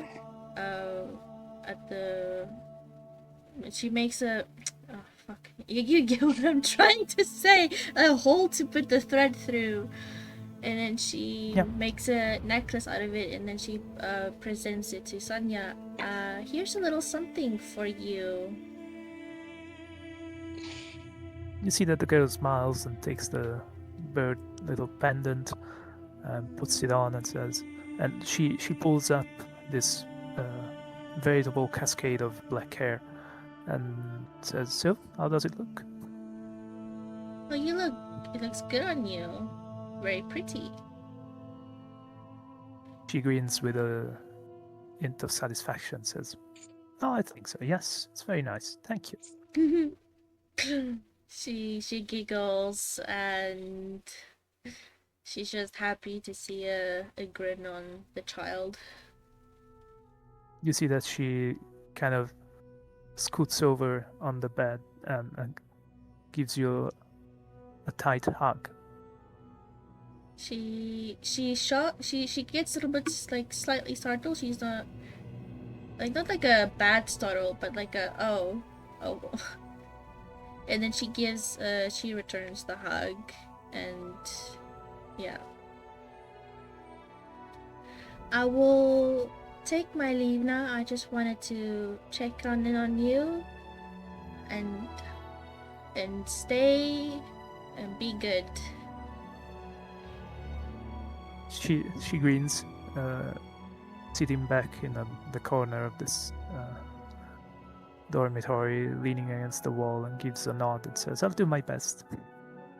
Okay, good.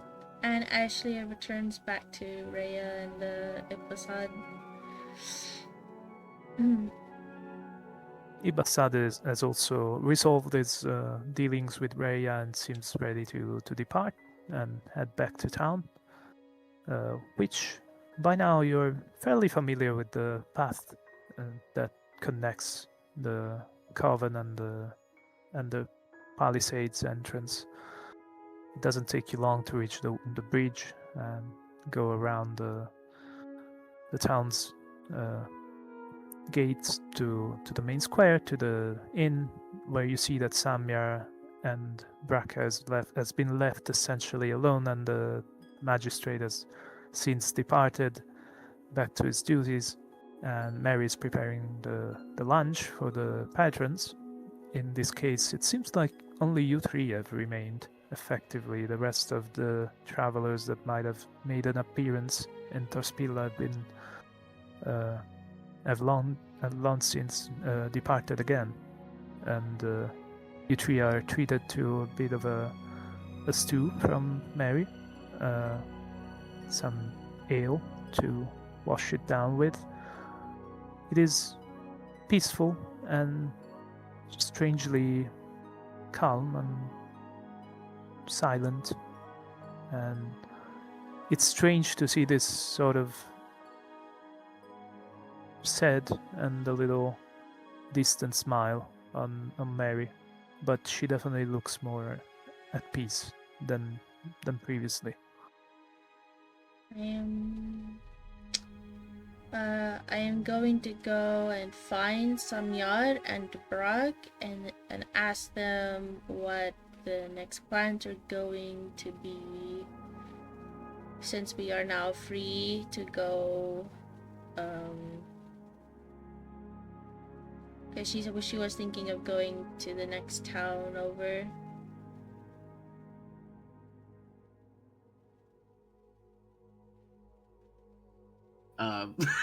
Oh, bro. Yeah. I mean, wait, we're still in the afternoon, right? Yeah, it's Yeah, Well- you're basically having lunch, so it's like noon, pretty much. Is maybe 1 p.m. something like that. I mean, so what you are saying is you want to stick together with me, guys. What? Anyway, well, it wouldn't be bad to form a party and venture forth. I am quite curious about what else there is. You see that Well, I Ibasan mean, has I been have sitting nothing with you. much to do, so I'm You happy should to have just tag departed along. with us. Sorry, what? Nah, I think Kyle should have come with us for the Klopp Peninsula.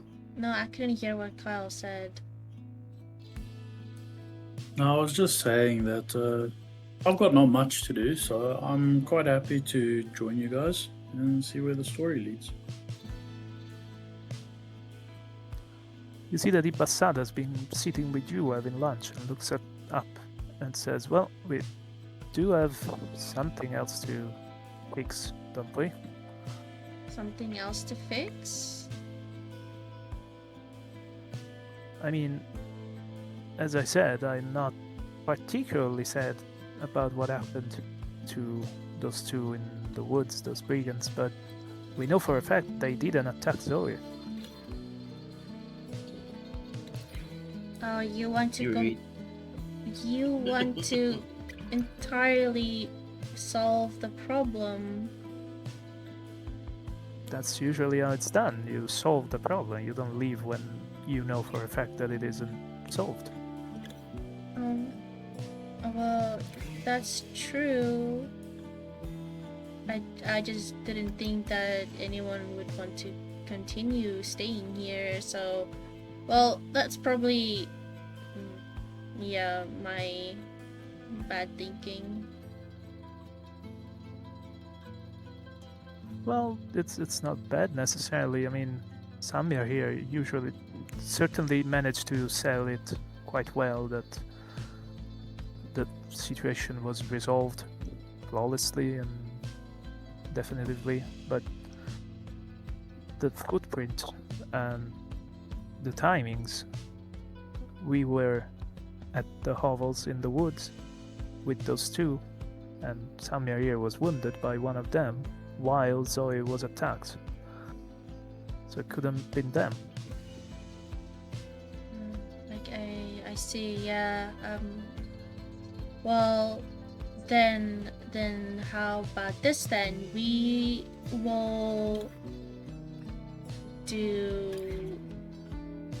will try and entirely solve the issue behind all of this and who exactly attacked and know. I'm not good at being a leader. Someone take over. And we know damn well that the noble won't do shit. Well, I did. We know damn well that your dad loves you. Well, Get the fuck out. okay. All those in favor of continuing investigation, raise your hand. We don't need to raise our heads. We're all agreeing. Right? Well, Right? from what April-san said, yes, he wants to do it. So that's 1, 2. Peer pressure. Peer Peer pressure. Barca, you have to, or else you are also evil. No, I will. Okay. That's settled. I was thinking about, by the way, Zoe. So, Zoe? Yeah, Go Rhea, by. Rhea back at the coven, she kind of asked about her, about how she's doing. Do you know? I had asked the magistrate, but I want to see for myself. I want to bring by maybe some type of candy, something, just to see how she's good doing. Because Are you gonna do candy children? No. Do you want to roll up in a van as well? I Since you're mean, there are no fans in this. You're kind saying of something park, right so- there, Lauren. That's that's deep. Children Well, are jokes candy. aside, obviously Guys. there is some concern about that. You think you could acquire something fitting to be a treat for a child? Epic. Pick. Oh Okay. shit! Then we gotta go to the market. Oh. Stand up and leave. I'm gonna do the shit I was gonna do. So you Gotta go buy to the market. You fucking see that candy. there is a baker, and he has made, amongst other things, what is effectively the sweetest treat that you can find, which is it's almond paste biscuits, and they don't have sugar necessarily, so it's as good as it gets. These poor people, these peasants, I know, don't even it's have terrible. sugar, guys. It's awful. So you can acquire a little bit of those. It isn't too expensive. It's a little treat, and you can definitely afford it as long as you have one rich remaining. Well, what I have is a little bit of overkill. I feel like. Yeah, you should be fine. And then you know the way to the mill. It's just outside the palisade, and it's not easy to locate, and definitely almost impossible to miss. I mean, think I'll be able to go alone. Yes. Yeah. When you arrive to the mill, you see that there is the usual coming and going of people bringing their grains. The main difference from when you have been there last is that this time Zoe is not there, probably inside the house, and her father is actually doing his job, essentially. Doing the work. Yes. Finally, we get it. Finally, no more child labor. We solved the problem, guys. He greets you and seems quite welcoming. You see, as usual, that this heavy-set, suited fellow is still limping quite visibly,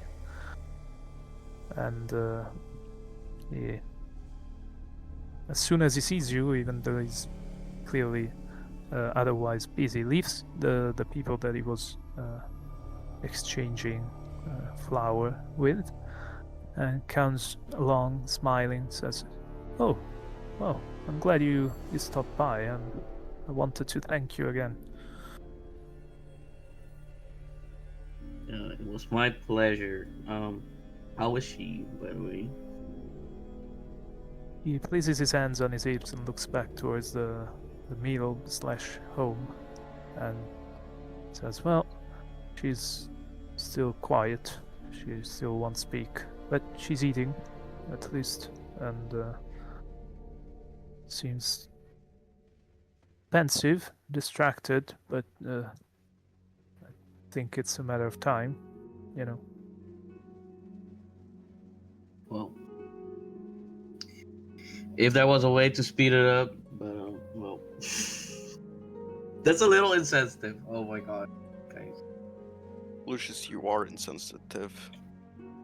I mean, I'm You're an drunk and I get really insensitive insensitive, fascist. Loki. You see that his eyes and says, I wish there were shortcuts to fix this. I think it's not gonna be that simple, but at least she's eating again. She seems to distract herself with, her doll, drawing such things. I've seen other things that she has drawn that concern me a little, but I suppose it's normal. I mean, you could always give it to me if you want, but let me get to But I bought a little sweet treat for her, so I guess see I'm that just gonna give it to you. The Midler smiles, beams, and says, "That's very kind of you, very considerate. Thank you. Just come. That's you can give it to her. It's fine. I think." He leads the way towards. He leads the way towards the home in the back of the larger meal section. You go past this large millstone that is working continuously. Go into the back to the hovel part of the meal, where you see that Zoe is again in the chair next to the fire, drawing stuff. Seems to have taken a liking to that pastime, at least. You approach with some caution, as delicately as possible. You offer a bit of, this almond-based sort of biscuits, and she seems relatively happy. She puts up what seems to be the most faint and distant smile you could fathom on a child, but it's still something, and she reaches in and grabs a little bite. Doesn't speak, doesn't look at you, but at least, seems less than totally absent like last time. And you can't help but notice, as she does this, that the latest of her drawings seems to be about the incident. You see that she has drawn this figure that is really towering over her. She has sketched herself, presumably. You see that she has made this little drawing of a tiny little auburn black child, and beside it there is this large, quite rotund, you suppose, towering figure, this hulking fellow with this black tusks, always kind of insistently drawn on the face. And you notice a detail that kind of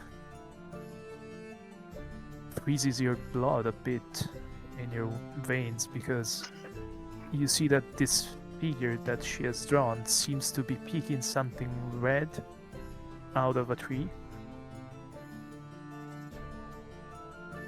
and there is the briefest flash of recollection in your mind that when you arrived to Torspilla, there was a fellow in the orchard that seemed to have fairy-like markings coming down from his eyes to the bottom lip, almost like tusks, very dark, definitely leaning on the black, quite corpulent, that smiled and waved at your group when you approached.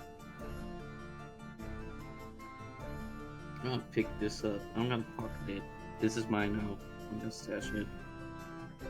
As though he's distracted with the biscuits, you pick up this drawing and discreetly fold it and put it in your bag. The child continues to eat happily as you can probably imagine. A bit sullen still, but at least she seems content. And you give your goodbye to the miller. He seems very, very grateful for your visit. What do you want to do? Kind of want to wait. But I don't want to call attention to it now because basically I want to go back right in because we have a little bit of non-panic. We need to chill for a bit.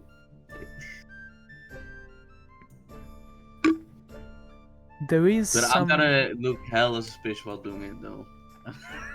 I'm telling you guys that. Are you heading back to the main village to the palisade? Yeah. Because you know Yeah. basically that there is the mill, there is this little stream, there's the road, there's a field the other side of the road from the mill, and after the field there is the orchard. Now you've mentioned the orchard. I'm gonna take a quick look. Just a little look. Just to make sure you didn't flee yet. You can't help yourself. You couldn't get this idea out of your mind. You saw that drawing and you thought, that looks somewhat familiar. I've seen that guy.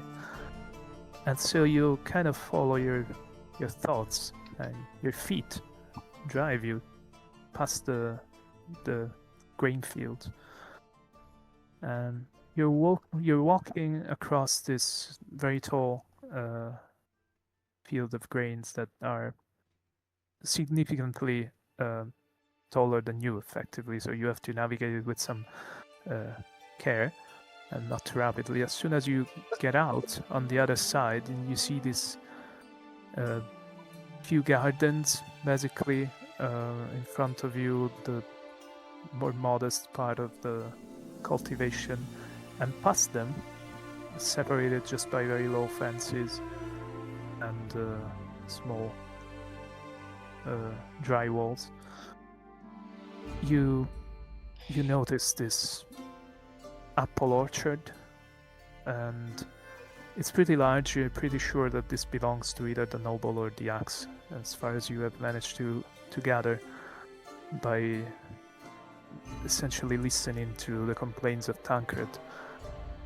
And even though the trees have been orderly planted and quite spaced between them, to keep visibility, to make easily to make working there a bit easier, it still has a sense of oppression because these are trees that are relatively low.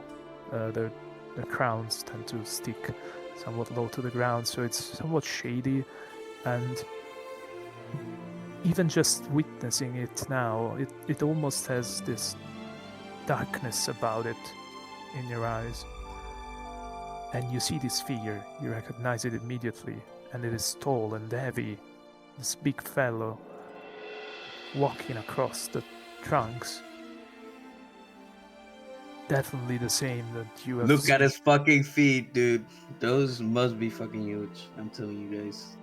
Big ass It's feet. difficult to tell from afar, but what But it- you can immediately discern, even from a distance, even just seeing him passing about inside the orchard amidst the trees, just from between the various trunks, you immediately can tell that he's very big. That is definitely very tall and corpulent. It's a heavy-set fellow that stands probably well above 6 feet. I still want to check his feet, dude. So I'm How- gonna try and get fucking Leave the closer. street. So you kind of begin to march towards the inner part of the orchard, and it doesn't take too long before he becomes aware, because you're not sneaking or trying to avoid making noise. So the grasp underneath your feet kind of begins to give a bit of a brushing sound at your passage, and he becomes aware of you.